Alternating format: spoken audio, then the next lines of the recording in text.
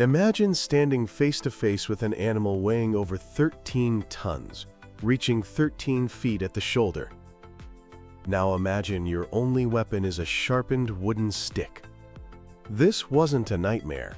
For our Paleolithic ancestors, this was a regular challenge, and that giant animal, the straight-tusked elephant, was a potential source of survival. Welcome to G Fun Facts Online, where today we're diving deep into the world of the Ice Age elephant hunters. For a vast stretch of prehistory, our story was inextricably linked with the story of giants. We're talking about the proboscideans, mammoths, mastodons, and colossal elephants that roamed Africa, Eurasia, and the Americas. These weren't just animals. They were walking mountains of resources. A single animal could feed a community for weeks. Among the most impressive was the straight-tusked elephant, Paleoloxodon antiquus. This behemoth of Europe and Western Asia could weigh as much as 13 metric tons.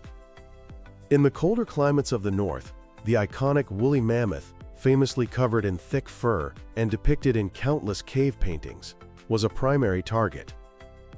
And across the land bridge in the Americas, Paleoamericans hunted the mastodon, a slightly smaller relative that fed on trees and shrubs. The relationship between our ancestors and these giants was a long and intimate one, beginning as early as the emergence of Homo erectus in Africa some 2 million years ago, and continuing right up to the end of the Pleistocene epoch. This long history is a testament to the ingenuity and sheer audacity of our ancient relatives. For a long time, paleoanthropologists debated a key question: were early humans brave hunters of these megafauna, or were they just opportunistic scavengers, cleaning up the leftovers from other predators? While they certainly wouldn't have passed up a free meal from a found carcass, the evidence for active, sophisticated hunting is now overwhelming. You don't just accidentally kill a 13-ton elephant. It takes intellect, planning, and above all, cooperation. Let's explore the strategies they used. One of the most fundamental and perhaps earliest hunting strategies was likely persistence hunting. Humans are unique among primates for our ability to run long distances and, crucially, to dissipate heat by sweating. A group of early human hunters could have relentlessly pursued an elephant for hours or even days. By keeping the animal moving and preventing it from resting or cooling down, they could induce exhaustion and hyperthermia, making the massive beast vulnerable to a final, coordinated attack. But our ancestors didn't just rely on brute endurance. They were cunning strategists. They used the landscape itself as a weapon. A more calculated approach involved ambush and trapping. Early humans demonstrated a keen understanding of animal behavior, strategically positioning themselves along migration routes or near essential resources like waterholes. Evidence from the Upper Galilee in Israel suggests that Homo erectus established stone tool quarrying and manufacturing sites directly along known elephant migration paths. Archaeologists call this the Paleolithic Holy Trinity: water, elephants, and stone tools. This proximity indicates a premeditated strategy to intercept and hunt their prey. It wasn't random, it was planned. A common trapping method, hypothesized at several sites, was the use of pitfalls. Imagine a team of early humans digging a massive pit along a frequently used elephant trail, then carefully camouflaging the opening with branches and vegetation. An unsuspecting elephant, weighing several tons, would crash through the camouflage, becoming trapped and immobilized in the pit. From there, the hunters could safely dispatch the animal with spears. This was a brilliant feat of engineering and forward thinking. And of course, there was the quintessential weapon of the Paleolithic, the spear. The earliest spears were likely simple, fire-hardened wooden implements, but at Schöningen, Germany, we have remarkable evidence in the form of several perfectly preserved wooden spears dating back approximately 300,000 years. These weren't just sharpened sticks. They were aerodynamically designed, balanced for throwing, They represent the earliest direct evidence of systematic hunting with purpose-built weapons. Over time, these weapons evolved. During the Middle Paleolithic, stone points were hafted onto the ends of spears, making them significantly more lethal and capable of penetrating thick hides. More recently, researchers have proposed a novel and brutally effective hunting technique known as pike hunting, potentially used by the Clovis people of North America against mammoths. This method involved bracing a long, heavy spear against the ground, with the point angled upwards, directly in the path of a charging animal. The hunters would then provoke the mammoth to charge. By driving the enraged animal towards the planted spear, they used the mammoth's own immense momentum to inflict a devastating and fatal wound, often to its underbelly. This was a far more effective method than simply throwing or thrusting a spear, turning the animal's greatest strength, its sheer power, against itself. It's a testament to their incredible understanding of physics and animal psychology. But perhaps the most important element of the hunt wasn't the weapon, but the social structure behind it. Bringing down a mammoth, or a straight-tusked elephant, was simply not a one-person job. The sheer scale of this type of hunting strongly implies a high degree of social organization and cooperation. A single hunter, or even a small family group, would have stood little chance against a healthy adult elephant. This is where the archaeological record tells us a fascinating story about how our ancestors lived together. The Neumark Nord site in Germany provides compelling evidence for this.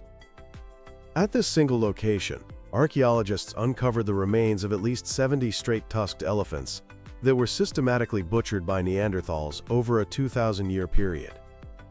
The sheer number of animals processed suggests that Neanderthals were not living in tiny, isolated bands as previously thought. They were likely coming together in much larger social groups, at least temporarily, to coordinate these massive hunts and process the enormous reward. And what a reward it was! A single 10-ton elephant could have yielded over 500 daily rations for an adult Neanderthal. That's enough high-quality protein and fat to feed a large community for weeks or even months. This wasn't just about getting a meal, it was a community project. The hunt itself would have required complex communication and shared planning. The subsequent butchering would have required a large, coordinated workforce to quickly process the carcass before it spoiled or attracted other dangerous predators.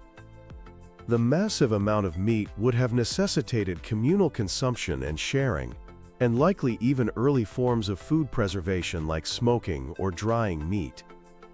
These large-scale hunts were pivotal social events that would have forged and strengthened community bonds, required the transmission of knowledge across generations, and reinforced complex social structures.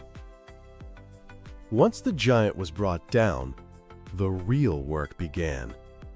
Processing a multi-ton carcass was a race against time. This is where Paleolithic butchers demonstrated their expertise. They were skilled anatomists, equipped with a versatile toolkit of stone implements to efficiently dismember the animal and extract every possible resource. At archaeological sites across the Old World, we find the tools used for this essential task.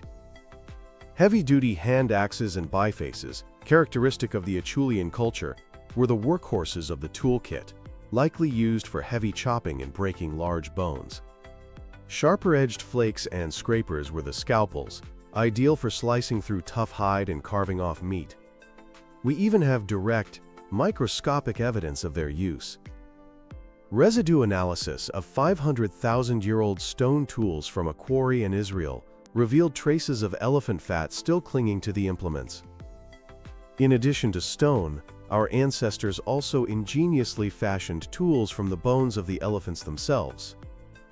At the Castel di Guido site in Italy, dating back roughly 400,000 years, archaeologists found a remarkable array of nearly 100 elephant bone tools. These included pointed implements for cutting meat and wedges for splitting heavy bones to get at the nutrient-rich marrow inside. They even found a tool called a lissoir, a type of smoother used for working leather, which tells us they were processing the hides for clothing, shelter, or other materials. The butchery process was not haphazard. Detailed analysis of cut marks on elephant and mammoth bones from various sites reveals a systematic, practiced approach.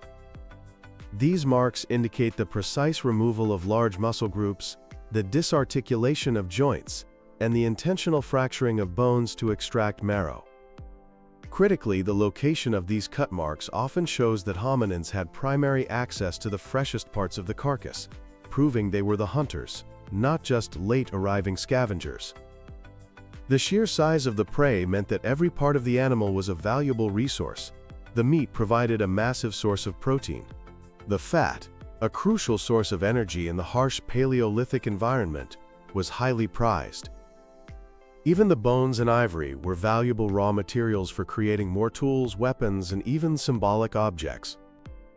At some sites, like Kostenki in Russia, Paleolithic people constructed elaborate structures and huts from mammoth bones, suggesting a more permanent and resource-intensive use of these animal remains. But the relationship between Paleolithic humans and these magnificent creatures extended far beyond the purely practical aspects of subsistence. Elephants and mammoths held a powerful place in the minds and cultures of our ancestors. We see this most spectacularly in the explosion of Paleolithic art. Across Europe, cave walls are adorned with stunning depictions of Ice Age megafauna. The Rouffignac Cave in France is famously known as the Cave of the 100 Mammoths. It contains over 150 detailed engravings and drawings of these animals, accounting for a huge portion of all known mammoth representations in Paleolithic art. Other caves, like Grotte de Cussac and Chauvet, also feature impressive and powerful carvings and paintings of mammoths and other large, dangerous animals. These artistic representations are more than just simple depictions of prey. The careful detail, the sometimes dramatic compositions, and the sheer artistic skills suggest a deeper, symbolic meaning. Many theories propose that these paintings were part of shamanic rituals related to hunting, perhaps intended to ensure success in the hunt or to honor the spirits of the animals they depended on. The placement of some of this art deep within the caves, in chambers that are dark, remote, and incredibly difficult to reach, further suggests a sacred, ritualistic purpose. These were not public galleries. They were special, powerful places. Ivory from mammoth tusks, with its beauty and durability, was also a prized material for carving.